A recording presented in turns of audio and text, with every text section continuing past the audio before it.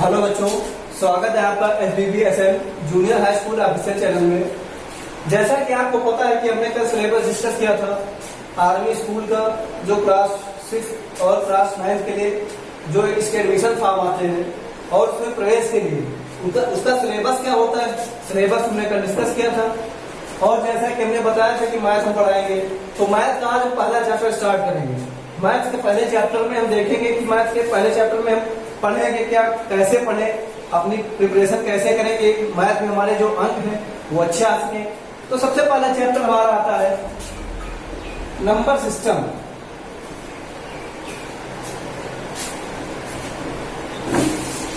संख्या पद्धति।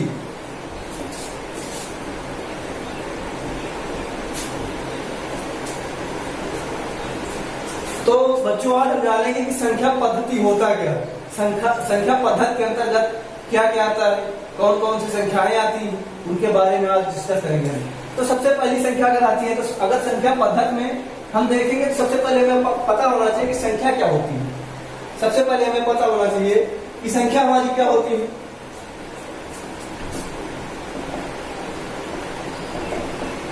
लगभग ये बेसिक जानकारी सभी बच्चों की पता होगी, लेकिन हम शेयर कर रहे हैं कि जिन बच्चों को नहीं पता उनको पता हो जाए। तो संख्या की डिफिनेशन अगर हम लिखेंगे तो हम लिख सकते हैं किसी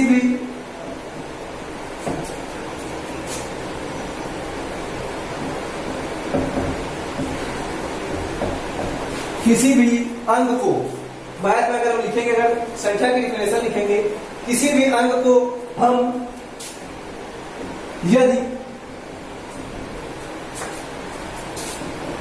गणितीय भाषा में प्रयोग करते हैं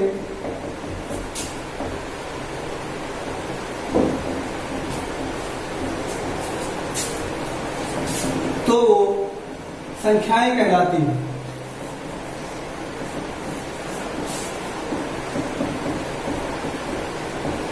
फिर से देखेंगे, किसी भी अंक को यदि हम गणितीय भाषा में प्रयोग करते हैं तो वह संख्याएं हमारी संख्याएं कहलाती हैं। जैसे कि हम डेली यूज में बोलते हैं 8, 9, 10, 1, 2 या कुछ भी बोलते हैं, तो हमारे जो अंक होते हैं वही हमारी संख्याएं कहलाती हैं। एक एक अंक से मिलकर हमारी संख्याएं बनती हैं, एक एक अंकों को मिला करके हमारी संख्याओं का निर्माण होता है। तो सभी बच्चे आई होप समझ गए होंगे इसकी डिफिनेशन। तो अगर एग्जाम्पल हम देखेंगे तो एग्जाम्पल में आप कुछ भी ले सकते हैं, 2 हुआ, 15 हुआ, 200, 5000, कुछ भी हम ले सकते हैं। यह हमारी क्या है, सबकी सब संख्याएं हैं। तो सभी बच्चों को समझ में आ गया होगा। इसके बाद हम देखेंगे अगली डिफिनेशन। तो बच्चों दूसरा हम देखेंगे प्राकृतिक संख्याएं क्या होती हैं, हमारी नेचुरल नंबर्स क्या होते हैं।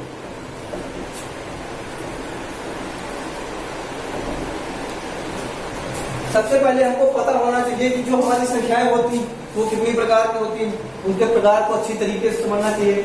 क्योंकि चाहे कंपटीशन लेवल हो या फिर क्लास 6, 7, 8 या अदर कोई एग्जाम हो, उसमें जब संख्याएं आती है, संख्या के बेस्ड क्वेश्चन आते हैं, तो हमको पता ही नहीं होता कि प्राकृतिक संख्याएं होती क्या। जैसे क्वेश्चन आ जाता 4 प्राकृतिक संख्याओं का योग इतना है, तो दूसरी संख्या बताइए या सबसे बड़ी संख्या बताइए। तो अगर हमको प्राकृतिक संख्या नहीं पता तो हम क्वेश्चन सॉल्व भी नहीं कर सकते। तो प्राकृतिक संख्या की डेफिनेशन देखेंगे, वे संख्याएं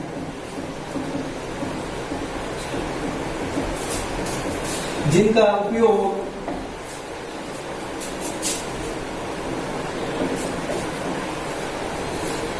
दैनिक जीवन में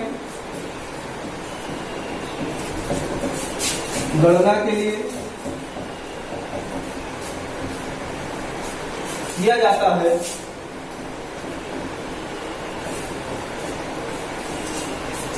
वो संख्याएं प्राकृतिक संख्याएं कहलाती हैं।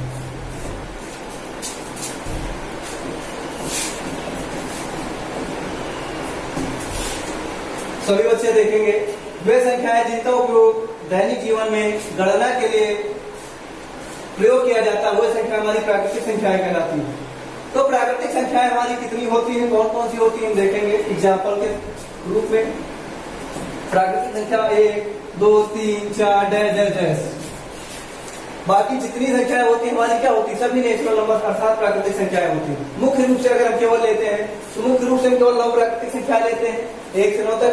बाकी अगर पूछा जाए कि क्या 13 या 12 प्राकृतिक संख्या नहीं है तो प्राकृतिक संख्या है, क्योंकि जो हमारी मेन है प्राकृतिक संख्या उन्हीं से मिलकर ये संख्याएं बनी हुई होती है, इसलिए वो संख्या हमारी प्राकृतिक संख्या कहलाती है। आई होप सभी बच्चों को समझ में आ गया होगा, सभी बच्चे नोट करेंगे। तो अगली हम देखेंगे पूर्ण संख्या। पूर्ण संख्या हमारी क्या होती है, पूर्ण संख्या 0 तथा सभी प्राकृतिक संख्याओं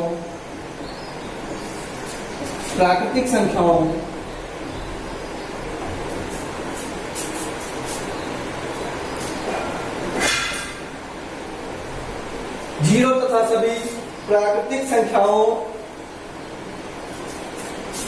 से मिलकर पूर्ण संख्या बनती है।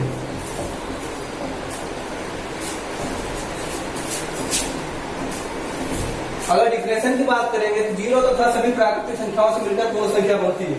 अगर हम जीरो को भी मिला दें प्राकृतिक संख्याओं में, जैसे एग्जांपल जीरो को भी अगर हम पूर्ण संख्या में मिला दें तो हमारी क्या हो जाती है, पूर्ण संख्याएं 0 1 2 3 4 5 डैश डैश डैश आगे की जितनी संख्याएं होती है वो हमारी पूर्ण संख्या के अंतर्गत आती है।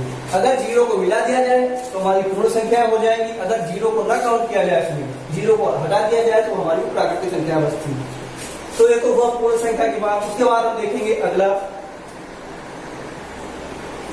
तो पूर्ण संख्या के बाद आती है हमारी पूर्णांक संख्याएं। तो पूर्णांक संख्या की अगर हम डिफिनेशन की बात करेंगे तो पूर्ण संख्या को मिला करके, अभी इससे पहले हमने जस्ट पूर्ण संख्याएं बताई, पूर्ण संख्याओं को मिलाने के बाद और अगर हम ऋणात्मक संख्याएं भी उसमें मिला दें तो हमारी क्या हो जाती है, पूर्णांक संख्याएं बन जाती है।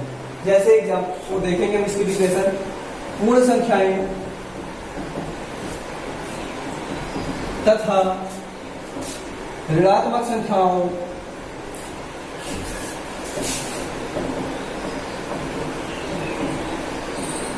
से मिलकर पूर्णांक संख्याओं का निर्माण होता है।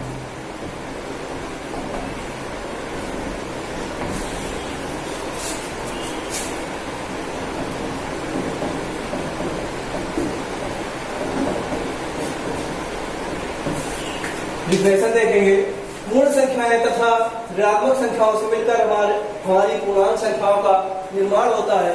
अगर एग्जाम्पल हम देखेंगे तो एग्जाम्पल हम ले सकते हैं, जैसे हमारी पूर्ण संख्याएं क्या क्या थी, तो हमें पता था 0 1 2 3 4 5 10 और उसमें कहा क्या गया, अगर ऋणात्मक संख्याओं को भी हम उसमें मिला लें तो हमारी क्या हो जाती है, पूर्णांक संख्याएं बन जाती है। तो फिर हम करेंगे क्या, -1 -2 -3 -4 डैश डैश आगे की, यानी माइनस वाली संख्याएं ऋणात्मक संख्याएं और पूर्ण संख्याओं को मिलाने के बाद जो हमारी संख्याएं होती है वो हमारी पूर्णांक संख्याएं कहलाती हैं। आई होप सभी को पूर्णांक संख्याएं समझ में आ गई होंगी। इसके बाद हम देखते हैं अगला, इसके बाद अगला देखेंगे हम भाज्य संख्याएं।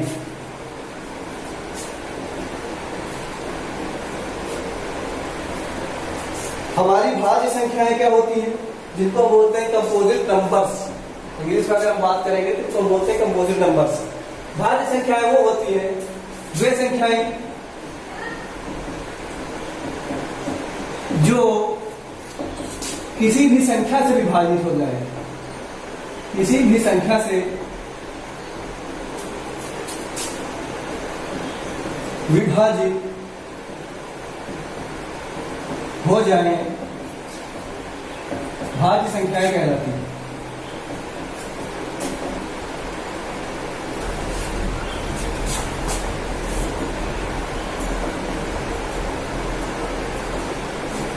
वे संख्याएं जो किसी भी संख्या से विभाजित हो जाए वो संख्याएं हमारी भाज्य संख्याएं कहलाती हैं। अगर एग्जाम्पल की बात करेंगे, एग्जाम्पल में हम ले सकते हैं 4 हुआ, 6 हुआ, 8 हुआ, 9 हुआ, 12 हुआ, 15 हुआ, डैश डैश डैश। अर्थात अब जैसे 4 है हमारा 4 2 से कर सकता है, 6 है 3 से भी कर सकता है, 2 से भी कर सकता है, 1 से भी कर सकता है, 8 है 2 से कर सकता है, 4 कर सकता है, 9 है 3 से भी कर सकता है। 12 है 2 से कर सकता है, 3 से कर सकता है, 4 से कर सकता है। तो अर्थात हमारा कहने का मतलब कि वे संख्याएं जो किसी भी संख्या से विभाजित हो जाए भाज्य संख्याएं कहलाती हैं। तो आई होप सभी बच्चों को भाज्य संख्याएं अच्छे रूप से समझ में आ गई होंगी। अब देखते हैं इसके बाद अभाज्य संख्याएं। अभाज्य संख्याएं हमारी क्या होती है, अब देखेंगे अभाज्य संख्याएं हमारी क्या होती है।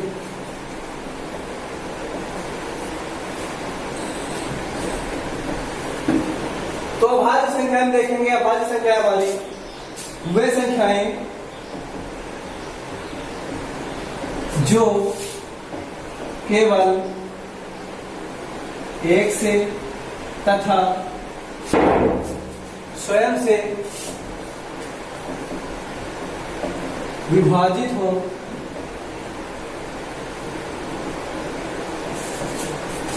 वो संख्याएं अभाज्य संख्याएं कहलाती हैं।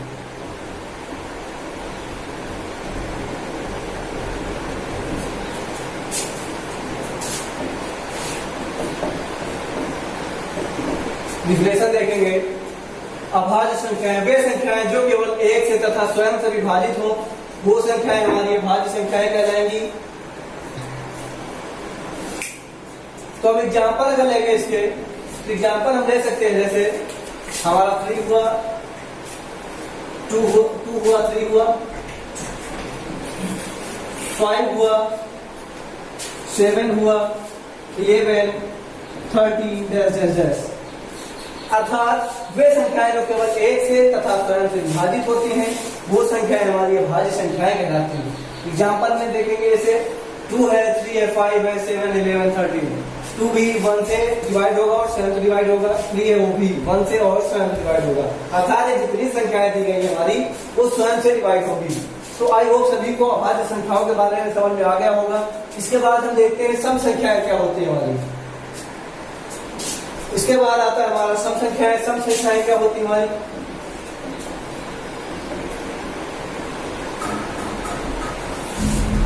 सम संख्याएं हमारी क्या होती हैं। सम संख्याएं वो संख्याएं जो 2 से विभाजित होती हैं वो संख्याएं सम संख्याएं कहलाती हैं।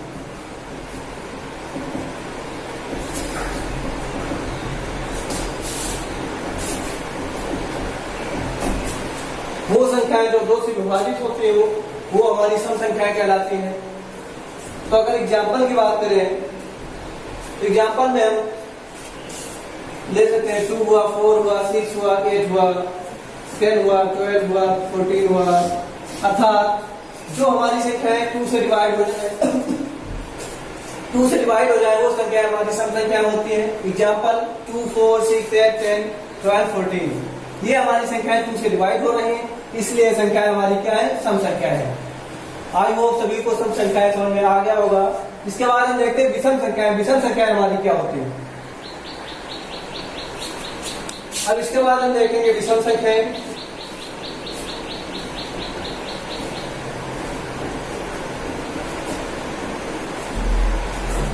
अभी हमने क्या पढ़ा, सम संख्याएं। सम संख्याओं के बारे में हमने डिस्कस किया कि सम संख्या हमारी वे होती है जो 2 से डिवाइड हो जाती हैं, 2 से केवल बचे हैं वो हमारी सम संख्या होती है। विषम संख्या इसका सेम अपोजिट, सेम इसका उल्टा कर देंगे। वे संख्याएं हमारी वे संख्याएं जो 2 से विभाजित ना हो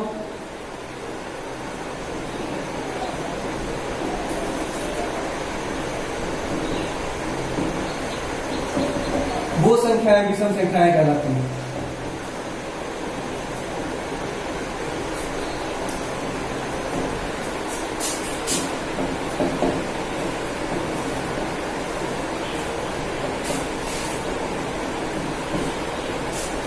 वे संख्याएं जो 2 से विभाजित ना हो वो संख्या हमारी विषम संख्याएं कहलाती हैं। एग्जाम्पल अगर हम देखेंगे, एग्जाम्पल जैसे हुआ हमारा 3 हुआ, 5 हुआ, 7 हुआ, 9 हुआ, 11 हुआ, 15 हुआ, और 15 के बाद 21 हुआ, etc। अर्थात वह संख्याएं जो 2 से विभाजित ना हो वो संख्याएं हमारी विषम संख्याएं कहलाती हैं। एग्जाम्पल जैसे 3, 5, 7, 9, 11, 15, 21 आदि। तो बच्चों, आज हमने पढ़ाया सभी को कि संख्याएं हमारी क्या होती हैं। हमने आज डिस्कस किया संख्या पद्धति के बारे में, नंबर सिस्टम के बारे में, और उसके जो पार्ट्स होते हैं, काइंड्स होते हैं, उसके बारे में हमने डिस्कस किया। सबसे पहले हमने सीखा संख्याएं हमारी क्या होती हैं, फिर संख्याओं के हमने काइंड्स देखे, उनके प्रकार देखे, सभी संख्याओं के बारे में हमने पढ़ा। तो सभी बच्चों से हम उम्मीद करते हैं कि उनको अच्छे से समझ में आया होगा। अगर जिसको नहीं आया समझ में तो कमेंट बॉक्स में जरूर लिख के बताया कि सर में ये समझ में नहीं आया, ये समझ में नहीं आया। और जो बच्चे ग्रुप पे जुड़े हुए हैं वो बच्चे ग्रुप पे जुड़ सकते हैं, जो नहीं जुड़े हैं अगर वो जुड़ना चाहते हैं तो आपको डिस्क्रिप्शन में आपको मोबाइल नंबर दे दिया जाएगा, आप लोग ग्रुप में जुड़ सकते हैं। टेलीग्राम पर भी आप हमारे जुड़ सकते हैं, जिस पर आपको PDF वीडियो समेत कई सूचनाएं भेजी जाती हैं, आप उससे तैयारी कर सकते हैं, प्रिपरेशन कर सकते हैं। तो आज हमने देखा कि संख्याओं की काइंड्स के बारे में। कल हम आगे डिस्कस करेंगे इससे रिलेटेड क्वेश्चन के बारे में, जो सभी कॉम्पिटिटिव लेवल के होंगे, सभी कॉम्पिटिटिव एग्जाम के लिए होंगे। तो आई होप सभी बच्चों को जहां तक हमने पढ़ाया समझ में आ गया होगा। तो सभी बच्चों से हम उम्मीद करते हैं कि अगर आपने अभी हमारे चैनल को सब्सक्राइब नहीं किया है तो सब्सक्राइब कर लें, लाइक जरूर करें और शेयर ज्यादा से ज्यादा करें। आप अपने ग्रुप में, व्हाट्सएप ग्रुप में, फेसबुक ग्रुप में जरूर शेयर करें। आप लोगों से छोटा सहयोग हम लोगों को चाहिए और हम लोग आपको आगे बढ़ाने के लिए कंटिन्यू प्रयास करते रहेंगे। इसी के साथ आज की क्लास यहीं पर समाप्त होती है। जय हिंद, जय भारत। All defence lovers.